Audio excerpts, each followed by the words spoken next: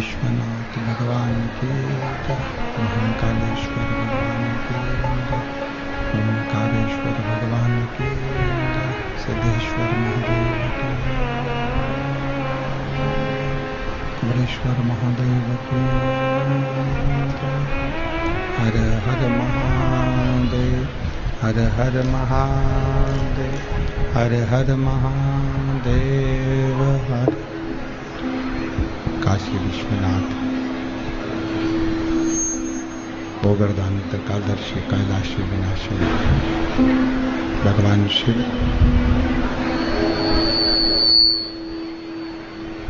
जिनकी पुनित पावन पवित्र शिव महापुराण की कथा भगवान देवदेव की पवित्र पावन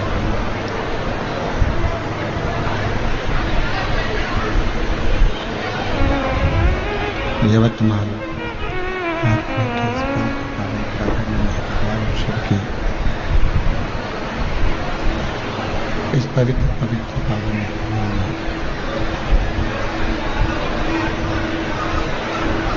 भगवान शंकर की ये पवित्र पावन भूमि जहाँ आप और हम बैठकर भगवान शंकर की पवित्र कथा का लाभ ले रहे हैं।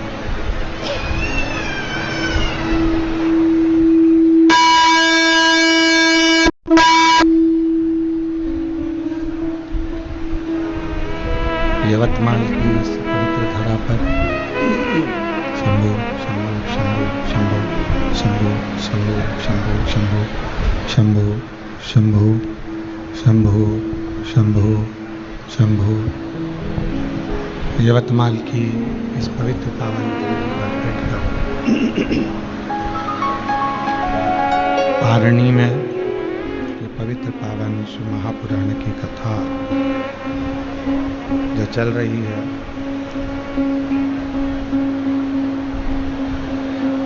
आज इस पवित्र पावन अवसर पर आरणी की इस पवित्र पावन भूमि पर ये पवित्र पावन शिव महापुराण की कथा शंभु शंभु शंभु शंभु। अरे बाहर की आवाज खोलो, आवाज नहीं है कहीं पर भी।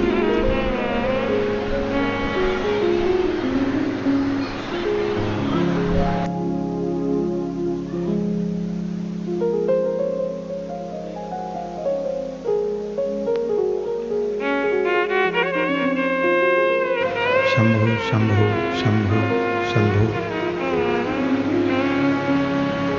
आरणी की पवित्र पावन धरा जहाँ भगवान शिव की पवित्र पावन पुण्यमय आनंदमय शिव महापुराण की कथा श्रवण करने का सौभाग्य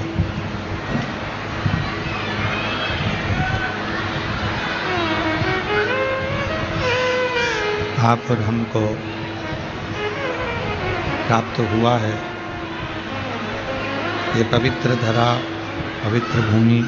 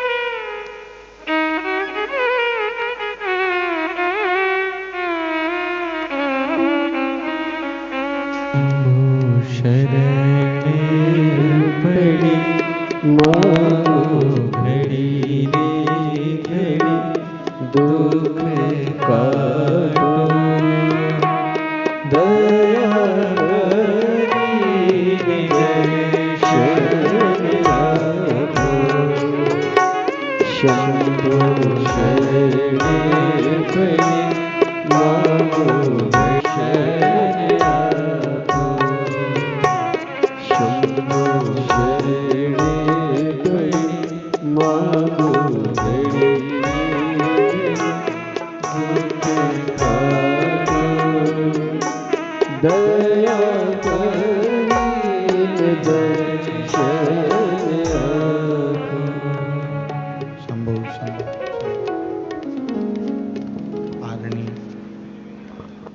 यवतमाल की इस पवित्र पावन भूमि पर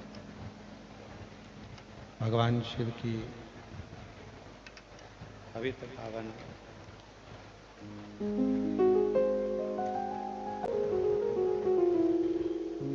शिव महापुराण की कथा सुनकर सौभाग्य प्राप्त हुआ है। आप और हम सभी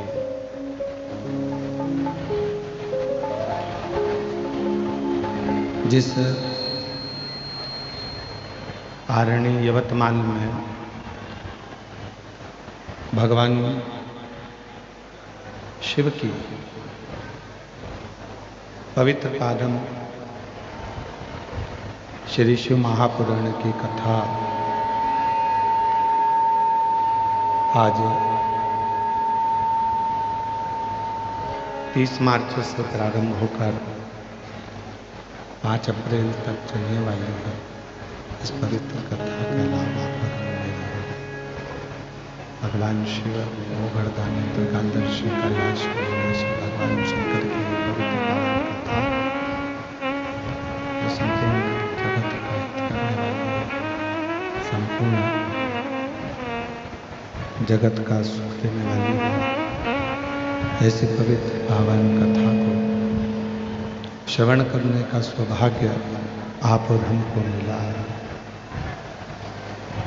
बड़े भाग्यशाली हैं सभी आरण्य यवतमाल के निवासी, कथा के इस पवित्र पावन मंडप में विराजमान सभी। आवाज़ बिल्कुल सही नहीं आ रही है, साउंड बिल्कुल घटिया, उसको सेट।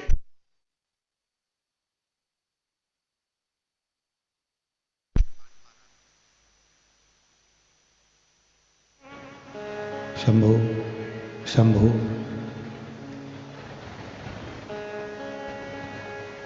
श्री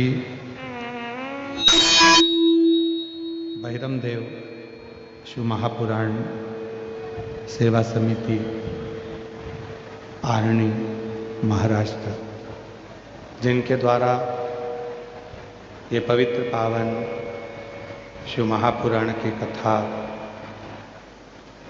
का दिव्य भव्य आयोजित किया गया। श्री बहिरमदेव शिव महापुराण समिति को बहुत बहुत साधुवाद, जिन्होंने आरणी के इस पवित्र पावन प्रांगण में इस पवित्र कथा का दिव्य और भव्य आयोजन कराया। एक बार जोरदार ताली बजाकर बहिरम समिति को बहुत बहुत साधुवाद देते हैं, धन्यवाद करते हैं। मंडप में विराजमान, कथा मंडप में विराजमान सभी जो भी आमदार, खासदार, अध्यक्ष, उपाध्यक्ष जो इस पवित्र कथा में आए हुए हैं, सभी को साधुवाद देते हैं। इस पवित्र कथा में आए हुए हैं उन सभी को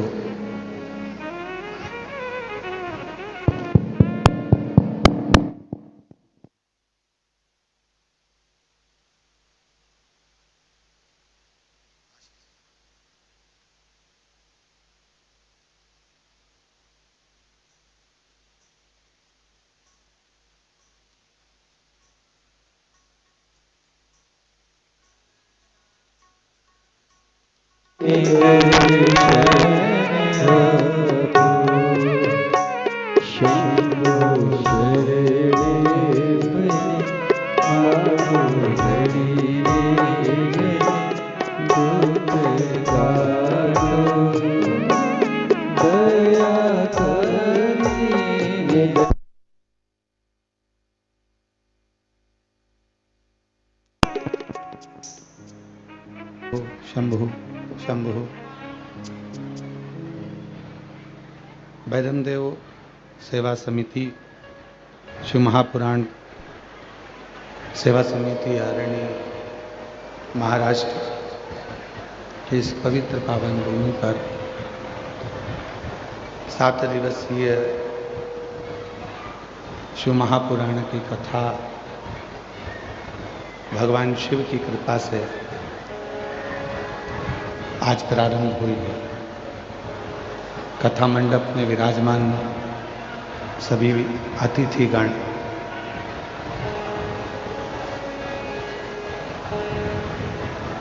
आमदार खासदार एवं जो भी अतिथिगण यहाँ पधारे उन सभी का स्वागत वंदन है, जो इस पवित्र पावन शिव महापुराण की कथा को श्रवण करने के लिए पधारे।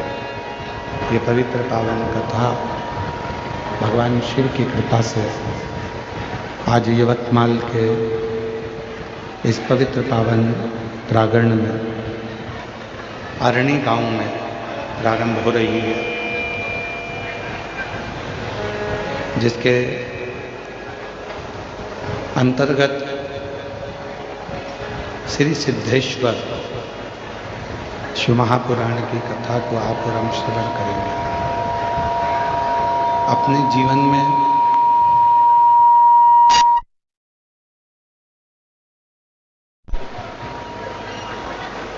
भक्ति कर कर सिद्धता कैसे प्राप्त करी जाए, कैसे भगवान शंकर की अविरल भक्ति को हम प्राप्त करेंगे, कैसे हम भगवान शिव के पवित्र पावन नाम से, पवित्र पावन उच्चारण से भगवान की निर्मल भक्ति को कैसे प्राप्त करें। ये पवित्र कथा उसी के वर्णन करें जब मानव का देह मनुष्य की देह में शरीर से प्राप्त होता है। कथा मंडप में संत, साधु, सन्यासी, तपस्वी, साधक बैठे हैं, उनको भी नमन करता हूँ। ये पवित्र अवसर है तो पब्लिक चिल्ला रही है, उनको देखिए आवाज का। शंभु शंभु शंभु शंभु शंभु शंभु शंभु शंभु। ये पवित्र पावन अवसर है आरण्य यवतमाल का, जहाँ भगवान की पवित्र कथा का लाभ लेने का सौभाग्य आप और हमको प्राप्त हुआ। और तेरी कृपा एक भी अणु लेते हैं श्वास तेरी कृपा से तनु तनु।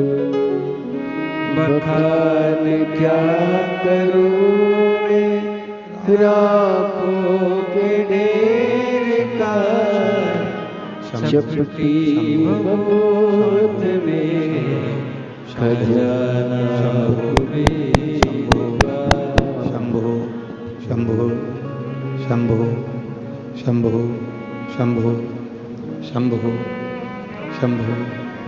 बखान क्या करूं मैं राखों के ढेर का, चपटी बबूत में खजाना कुबेर का।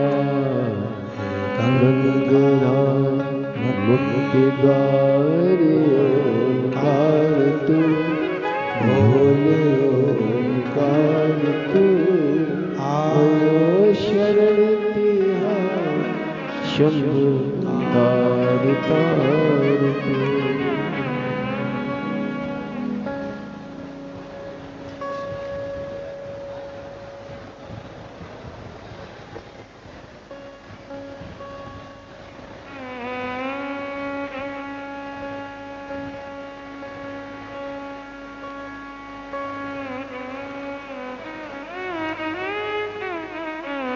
शिव तत्व कह रहा है, भगवान शंकर की पवित्र कथा कह रहे, शिव महापुराण की कथा वर्णन कर रहे। मानव देह के अंतर्गत मानव शरीर में यदि कहीं किसी रूप में भगवान शिव की अविरल भक्ति प्राप्त करने का सौभाग्य मिला है,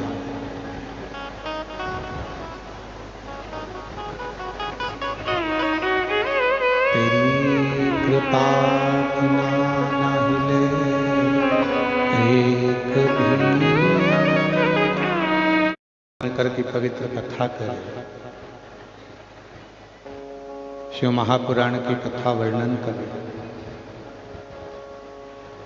मानव देह के अंतर्गत मानव शरीर में यदि कहीं किसी रूप में भगवान शिव की अविरल भक्ति प्राप्त करने का सौभाग्य मिला है,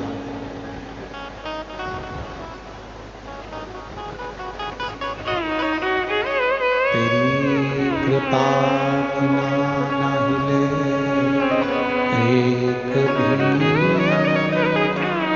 लेते हैं श्वास तेरी कृपा से,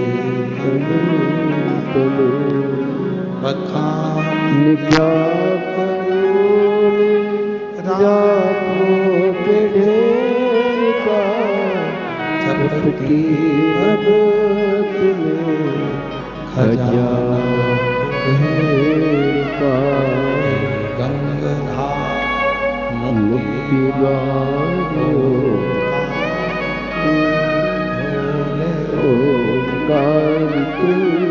आयो शरण तिहारी शंभु तार तार। तो आरणी की जो कथा है, इस कथा का नाम श्री सिद्धेश्वर शिव महापुराण की कथा का नाम दिया।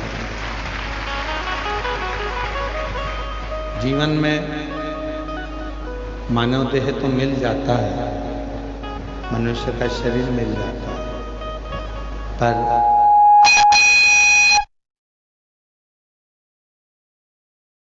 मनुष्य के शरीर में हम भगवान शिव की अविरल भक्ति को कैसे प्राप्त करें, हम भगवान शंकर के स्मरण को कैसे प्राप्त करें,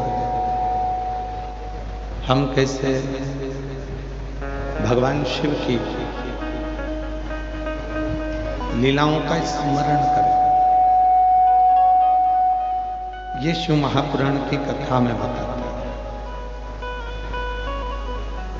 शरीर मिलना एक अलग विषय है कि मानव का शरीर मिल गया, मनुष्य की देह मिल गई, मानव शरीर प्राप्त हो गया, पर उस मानव शरीर में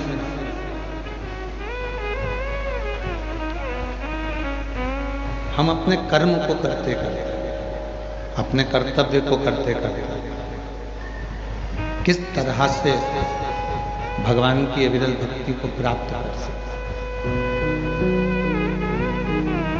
ये हमें शिव महापुराण की कथा बताती है। क्योंकि शिव पुराण एक ऐसी पुराण है जो मनुष्य को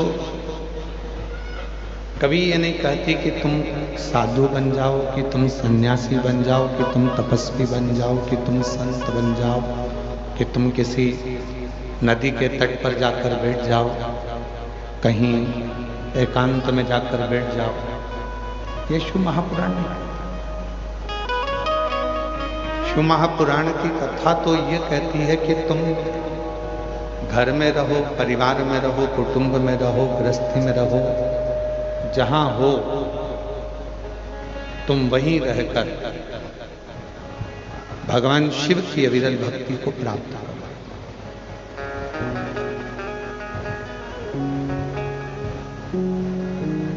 और हम तो कथा के माध्यम से भी आप लोगों से करेंगे।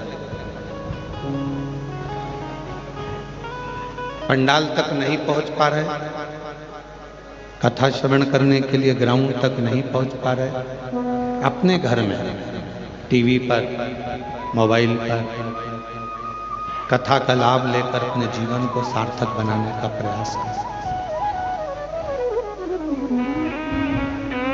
बहुत कीमती है मानव का शरीर, है मनुष्य शरीर इतना कीमती है कि इस कीमती शरीर को व्यर्थ नहीं,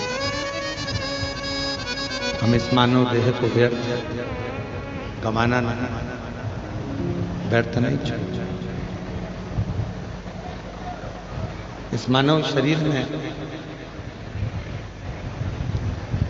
दुनिया के लोग कहते हैं कि सारे अवगुण इस मानव के शरीर में हैं, पर शिव महापुराण की कथा कहती है कि मानव और महादेव ये दो अलग अलग और दोनों में बड़ा अंतर, मानव में भी और महादेव में बहुत बड़ा। मानव का काम क्या है कि वो बस बैठकर दिन भर कुछ ना कुछ अवगुण निकाला करता, दोष ढूंढा।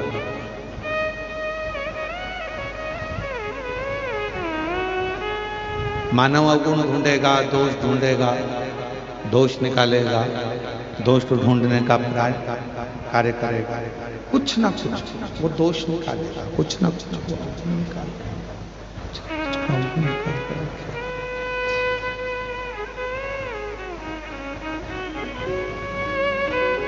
ये मानव अवगुण निकालने का प्रयास करता है, अवगुण निकालता है, पर मानव अवगुणों को ढूंढता है, दोषों को ढूंढता है, किसी के भीतर की बुराइयों को, किसी के भीतर के दोषों को, किसी के भीतर के अवगुणों को ढूंढता है।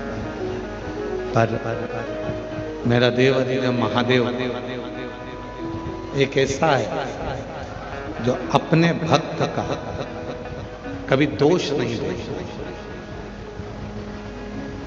मेरे देव अधिदेव महादेव कभी अपने भक्त के दोष कभी नहीं देखते।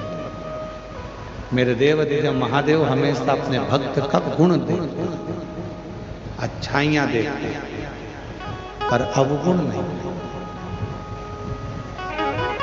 और शिव महापुराण की कथा कहती भी है, भगवान शंकर का चरित्र कहता भी यही है, शिव तत्व बोलता भी यही है कि हम जब भगवान शंकर की विरल भक्ति में डूबते जाए, जब हम भगवान शिव की विरल भक्ति में रमते जाए।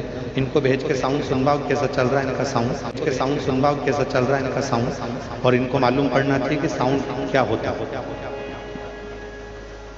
भगवान शिव की अविरल भक्ति में जब हम लोग डूबते जाए, भगवान शंकर के विरल भक्ति में जब हम रमते जाए, समाहित होते जाए, तो हमारे भीतर ये भाव होना चाहिए कि हम किसी के दोषों को ना देखें, हम किसी की बुराइयों का ना देखें, हम किसी के अवगुणों का ना देखें।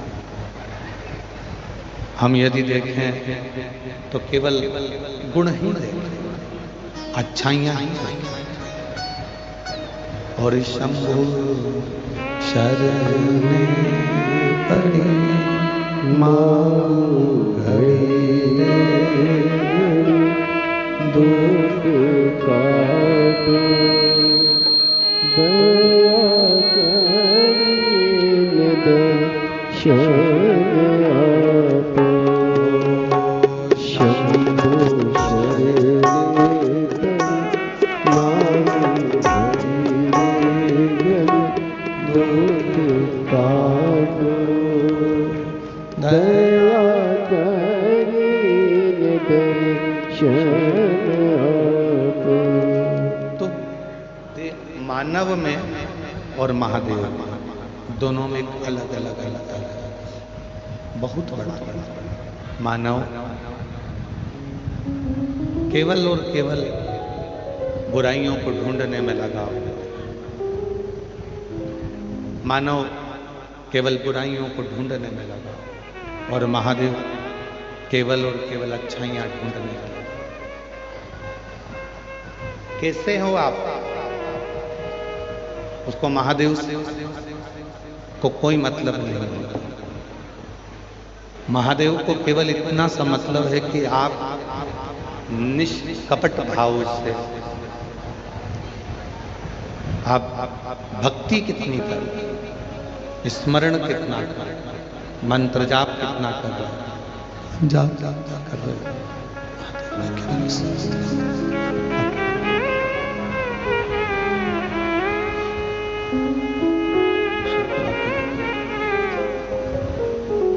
कई लोग कहते हैं कि ये झूठ बोलता है, कोई कहता है कि ये झूठ बोलती है, कोई कहता है ये गलत है, कोई कहता है इसने चोरी कर ली, कोई कहता है इसने निंदा कर ली, कोई कहता है इसने बुराई कर ली, कोई कहता है इसने ये कर लिया, कोई कहता है इसने वो कर लिया।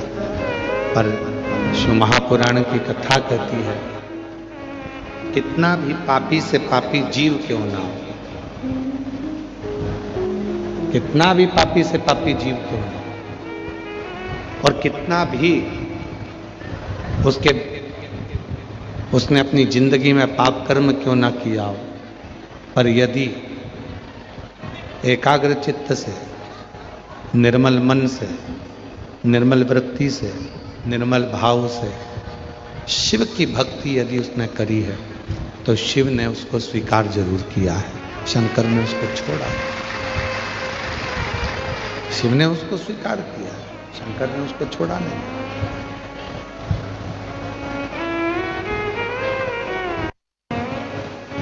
शिव महापुराण की जो कथा प्रारंभ हुई है वो एक देवराज नाम के ब्राह्मण से प्रारंभ हुई है।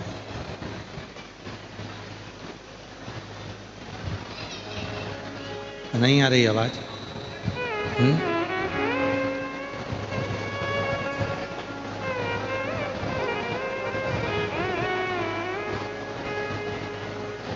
शिव महापुराण की जो कथा प्रारंभ हुई है वो देवराज नाम के ब्राह्मण से प्रारंभ हुई,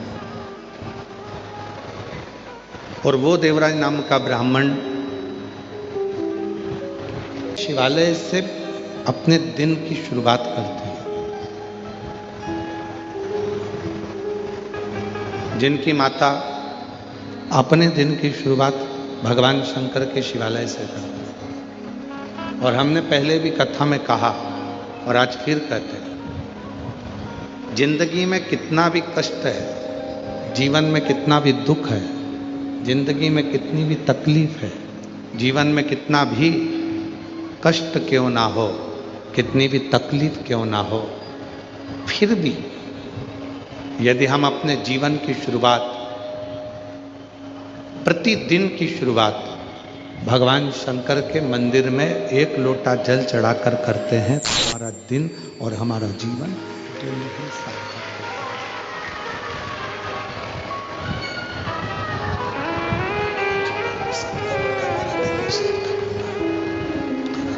शुरुआत अच्छे से करें, शंकर के मंदिर में जाकर शंकर को जल चढ़ाकर, हम शिव जी को जल चढ़ाकर शंकर के मंदिर में जाकर शिव को जल समर्पित कर कर अपने दिन की और अपने जीवन की शुरुआत करें।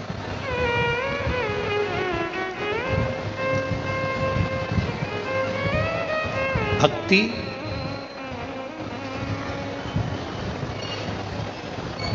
आडंबर से परे होती है। भक्ति में आडंबर नहीं होता, भक्ति में दिखावा नहीं।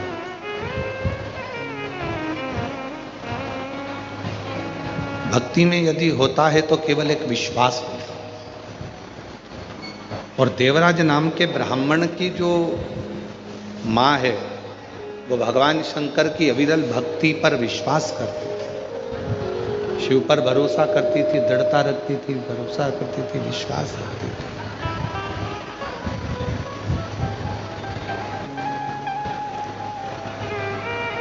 भगवान शंकर की अविरल भक्ति पर पूर्ण भरोसे के साथ रहते हैं। और ऐसा नहीं कि उन्होंने अपने पुत्र देवराज को मंदिर तक नहीं भेजा। हमने पहले भी कथा में कहा है कि प्रत्येक माता को चाहिए अपने जीवन में कि अपने बच्चों को कहीं भेजो चाहे ना भेजो, पर अपने बच्चों को अपने घर के नज़दीक में जो शिव जी का मंदिर है उस मंदिर में एक लोटा जल चढ़ाने जरूर भेजा करो, जिससे उन बच्चों में अच्छे संस्कार।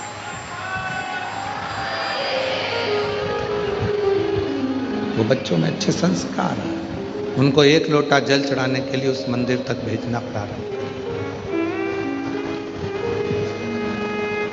एक लोटा जल चढ़ाने के लिए शिव मंदिर तक, शंकर के मंदिर तक भेजना प्रारंभ करिए। यदि छत्रपति वीर शिवाजी महाराज की माता जीजाबाई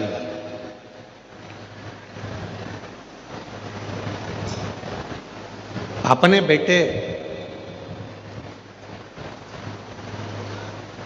छत्रपति वीर शिवाजी महाराज को यदि कहीं खेलने भी भेजती थीं तो कहती थीं कि योद्धा के रूप में शिव की साक्षी, शंकर के साक्षी, शंकर के साक्षी, शंकर के साक्षी में, शिव के साक्षी में, शंकर के साक्षी, शिव के साक्षी में, शंकर के साक्षी में, शिव के साक्षी। तो पहले उसकी पूर्ण परीक्षा लेते हैं, पूर्ण परीक्षा अपने पुत्र की, पूर्ण परीक्षा पुत्र की, पूर्ण परीक्षा अपने पुत्र की ले रहे हैं, पूर्ण परीक्षा। भेजा भगवान शंकर ने माता पार्वती जी ने कि जाओ, जो पृथ्वी की पहली परिक्रमा कर कर आएगा, तो पृथ्वी की पहली परिक्रमा कर कर आएगा वही प्रथम गिनती में माना जाएगा। आप चाहते तो भगवान शिव अपने पुत्र को सीधे सिंहासन पर बिठा सकते थे, पर सीधे सिंहासन पर भगवान शंकर ने नहीं बिठाया। भगवान शंकर ने पहले परीक्षा लेकर दोनों को पृथ्वी की परिक्रमा करने के लिए भेजा, दोनों को परिक्रमा करने के लिए भेजा, दोनों परिक्रमा करने के लिए चले।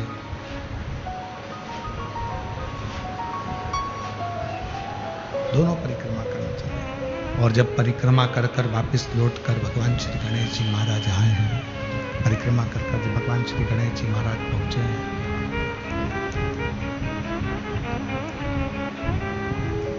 और उनकी बुद्धि की प्रबलता जब नजर आई है, बुद्धि जब प्रखर नजर आई है, बुद्धि की तीव्रता जब नजर आई है, तो भगवान गणेश जी महाराज को स्थान पर विराजमान करके बिठा दिया।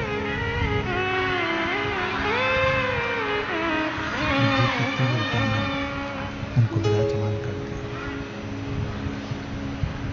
तो शिव कथा कर रही है, भगवान शंकर का चरित्र कथा है, शिव महापुराण की कथा कहते हैं। भगवान शंकर का चरित्र वर्णन कर रहा है, शिव पुराण वर्णन कर रही है। भजन शंभो शरण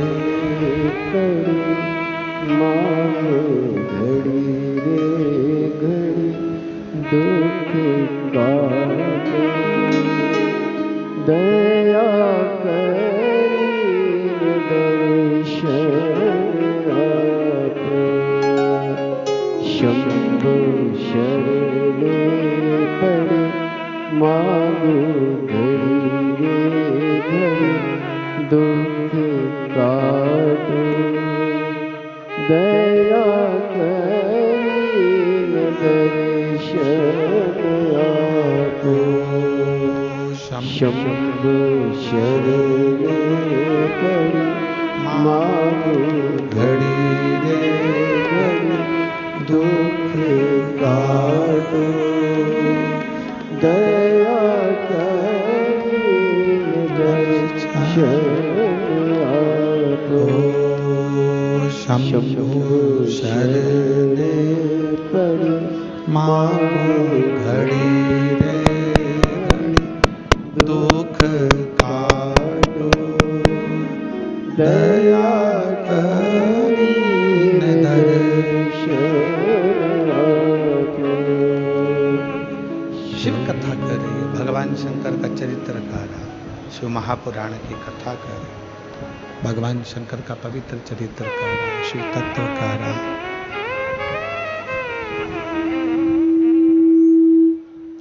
भगवान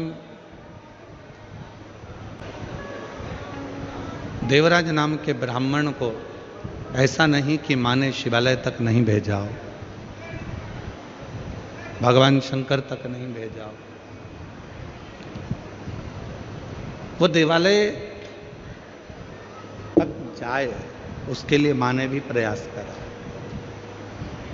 छत्रपति वीर शिवाजी महाराज शिवालय तक जाएं, ये माँ जीजाबाई ने प्रयास किया।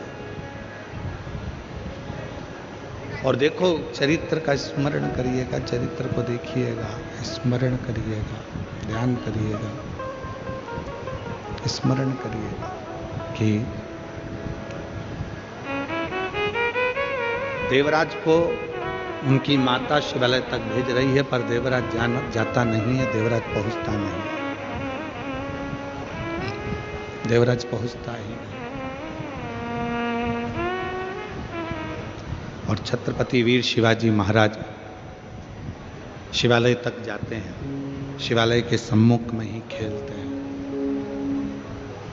शिव की कृपा कितनी हुई, जो शंकर के मंदिर तक नहीं पहुंचा वो देवराज नाम का ब्राह्मण, जो शिव के मंदिर तक नहीं पहुंचा देवराज नाम का ब्राह्मण,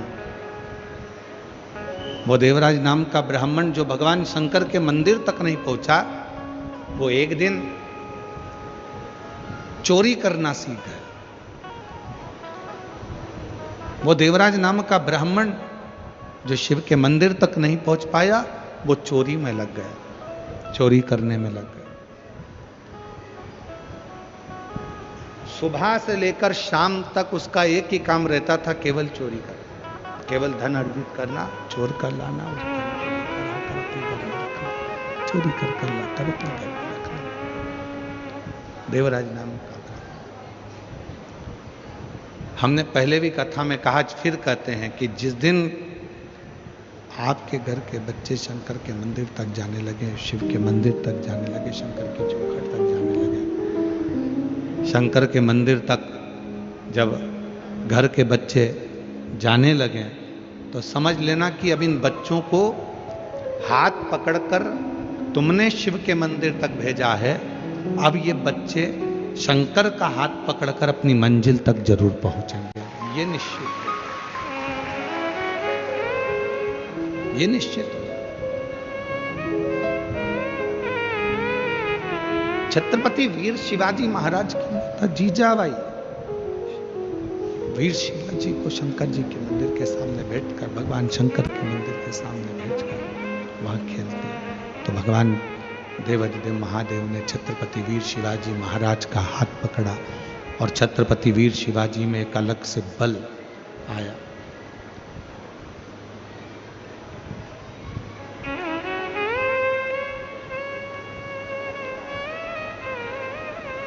ये जो अपन अपनी वाणी में बार बार कहते हैं ना, हर हर महादेव, जब हम अपनी और अपनी वाणियों में कहते हैं, ये शब्द हमारा और अपना नहीं है,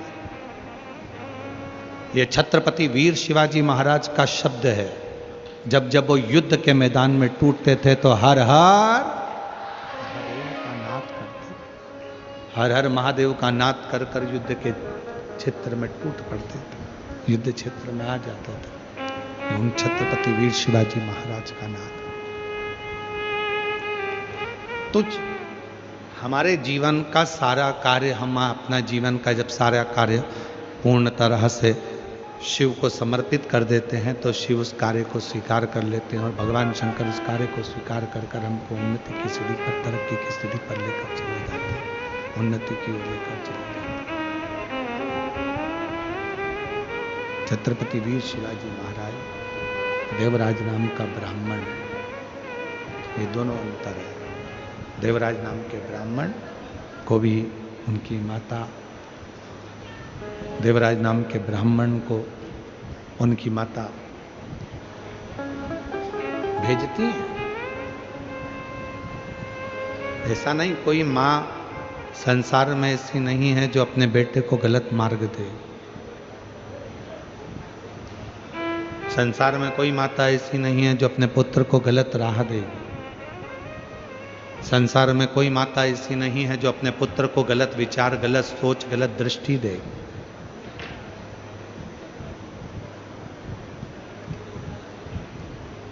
हाँ, हम दूसरे की तो नहीं कर सकते, पर जगत में ऐसी कोई माँ नहीं है जो अपने बच्चे को गलत मार्ग पर भेजकर खुश हो। प्रत्येक घर की माता, उसका एक ही लक्ष्य रहता है कि मेरा पुत्र एक दिन मेरे जैसा हो। प्रत्येक घर की माता ये विचार करती है कि मेरा पुत्र मेरे जैसा हो, मेरा पुत्र अच्छा कर्म करे, मेरा पुत्र अच्छे कार्य के प्रति तत्पर रहे, अच्छे कार्य में लगा रहे। कोई माँ संसार में ऐसी नहीं हुई है, कोई माँ जो अपने बच्चों को गलत राय दे, गलत विचार दे, गलत सोच दे, गलत दृष्टि दे। तो देवराज नाम के ब्राह्मण की जो माँ थी, वो देवराज को शिवालय तक भेजती थी, भगवान शंकर के मंदिर तक, पर देवराज उस शिवलिंग मंदिर तक जाता ही नहीं था। देवराज शिवालय तक जाता ही नहीं था।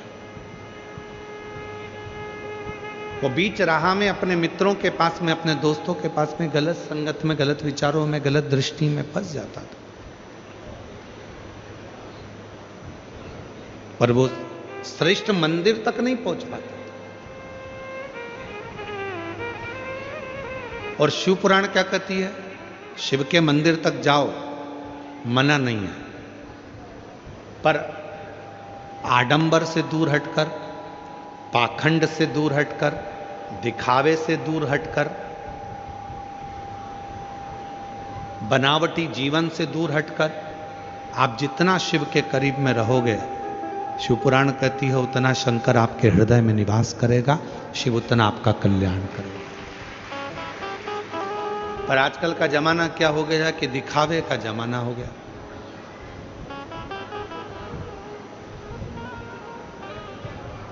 जितना जितना दिखावा करोगे आप उतने श्रेष्ठ कहलाओगे। पर शिवपुराण इन सबसे आपको हटा देती है। शिवपुराण कहती है कि मेरे शिव किसी आडंबर में नहीं, मेरे शंकर भगवान कोई आडंबर नहीं करते।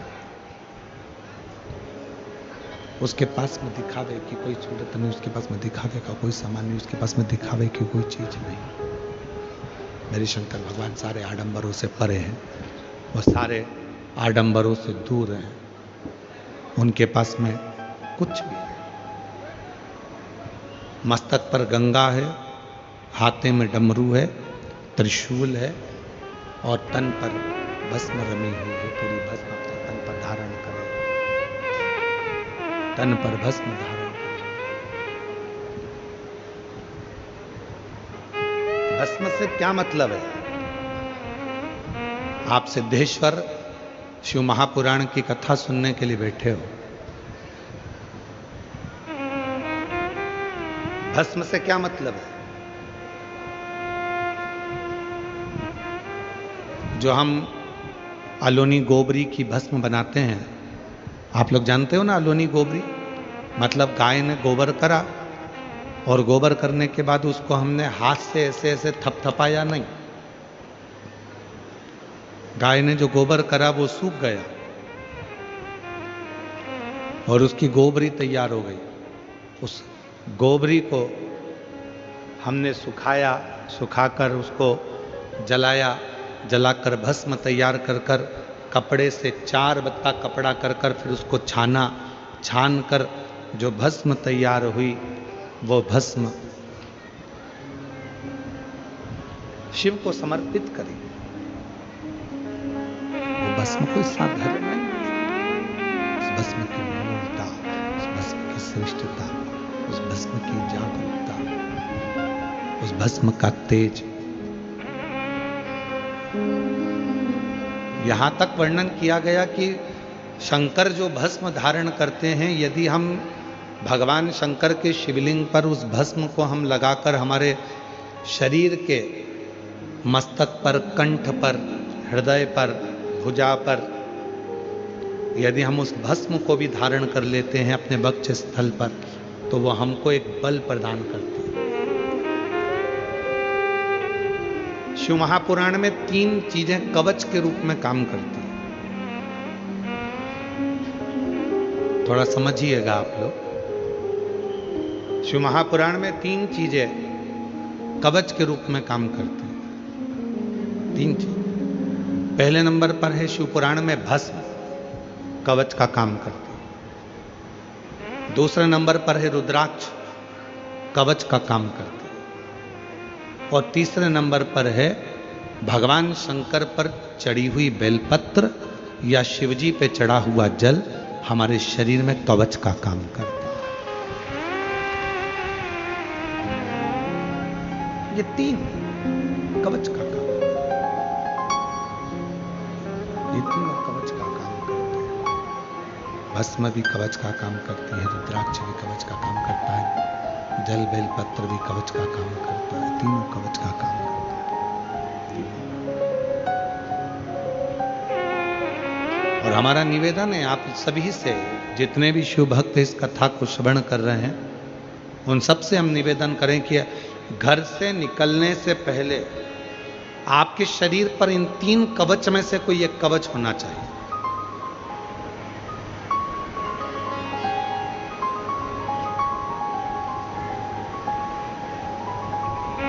घर से निकलने से पहले अपने शरीर पर ये 3 कवच में से एक कवच धारण होना चाहिए।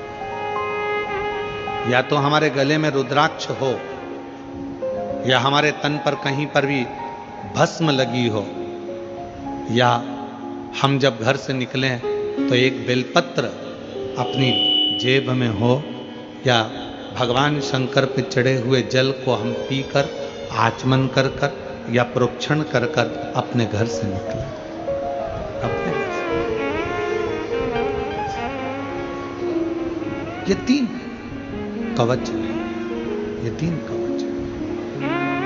और हमारा विश्वास कहता है, आप जितने भी कथा के मंडप में बैठे हुए हो, इतना तो भरोसा है कि आप जितने भी बैठे हो, आपके पास में इन 3 कवच में से एक कवच सबके पास है, और वो रुद्राक्ष रूपी कवच आपके पास है। और यदि रुद्राक्ष नहीं पहने हो तो भस्म अपने तन पर धारण करेंगे, और भस्म धारण नहीं कर पाए तो तुमने शंकर जी पे चढ़ाए हुए जल को मस्तक पर लगाया, या प्रोक्षण किया, या आचमन किया। 3 कवच जो तुमने धारण करे, इन 3 कवच में से एक कवच भी अपनी जिंदगी में अगर हम धारण करते हैं तो हमें सुख का अनुभव होता है। सुख का, ये वो कवच। और कितना सुंदर कहा विद्येश्वर संहिता में, जब रुद्राक्षों का महत्व भगवान शंकर स्वयं मां जगतजननी जगदम्बा से करते हैं, पार्वती को करते हैं। और माता पार्वती जी को जब भगवान शंकर अपने रुद्राक्षों की महत्वता बताते हैं, तो मां जगतजननी जगदम्बा स्वयं हाथ फैलाकर भगवान शंकर के सामने कहती हैं कि मुझको भी ये रुद्राक्ष दीजिए,